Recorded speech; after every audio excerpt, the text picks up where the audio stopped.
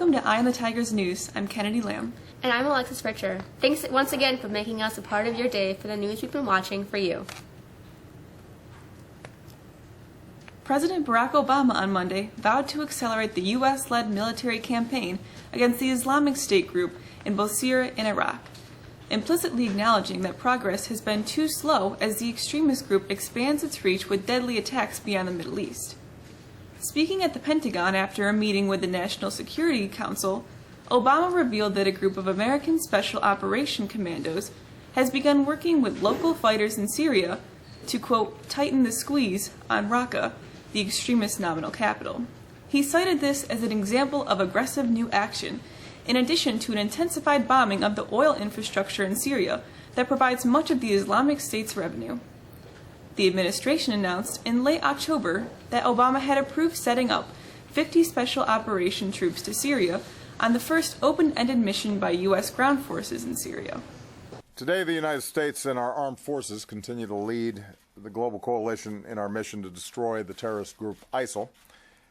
As I outlined in my speech to the nation last weekend, our strategy is moving forward with a great sense of urgency on 4 fronts: hunting down and taking out these terrorists, training and equipping Iraqi and Syrian forces to fight ISIL on the ground, stopping ISIL's operations by disrupting the recruiting, financing, and propaganda, and finally, persistent diplomacy to end the Syrian civil war so that everyone can focus on destroying ISIL.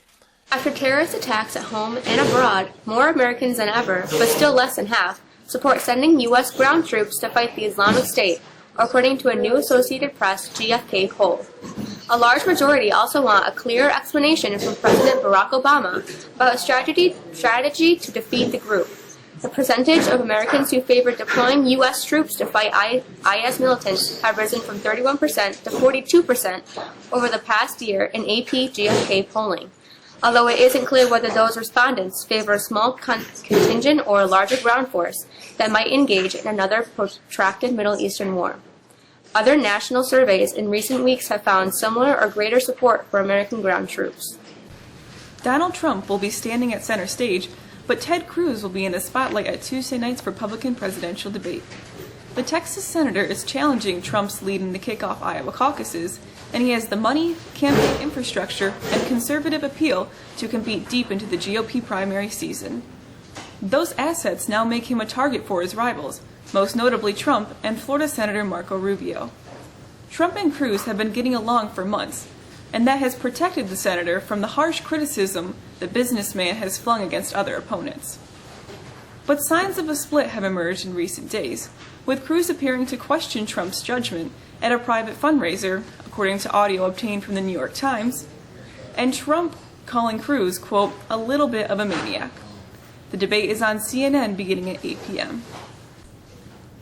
Army Sergeant Bao Bergdahl, who was held captive by the Taliban for 5 years and freed in exchange for 5 detainees in Guantanamo Bay, will face charges of desertion and misbehavior before the enemy in a general court-martial, the Army announced on Monday. If convicted, Bergdahl could get life in prison on the misbehavior charge and up to 5 years for desertion.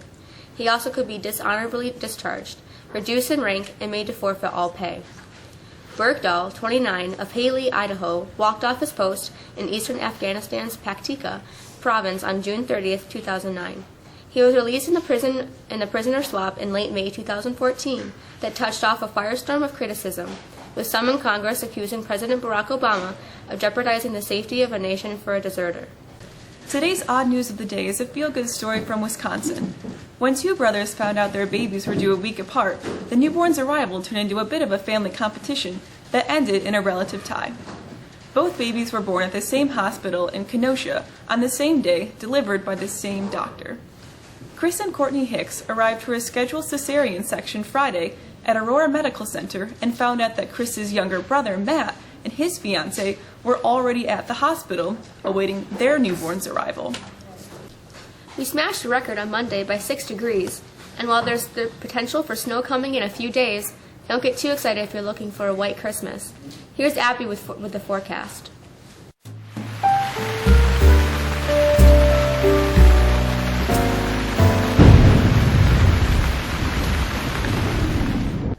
Mid-60s in December, That's what we saw on Monday, and while a cold front ushered in some high winds and downpours last night, we are still well above our normal highs, which should be in the 30s.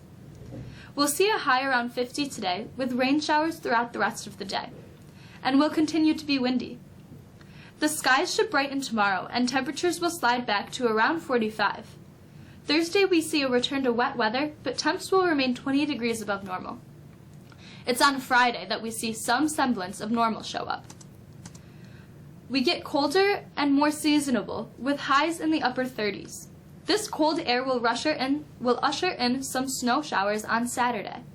So you might think that we're headed for a white Christmas. Not so fast. A longer range view shows warmer weather returning again for next week. In fact, there is some initial data that suggests that Christmas Day temperatures may come close to 60 degrees. We'll keep watching. That's the forecast. I'm Abby Garrett. Here's Justice with the news and sports.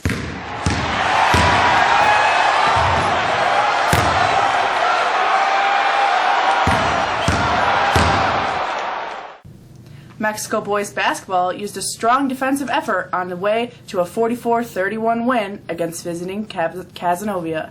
The Tigers used a 10-4 second quarter run to take a 7-point lead into halftime.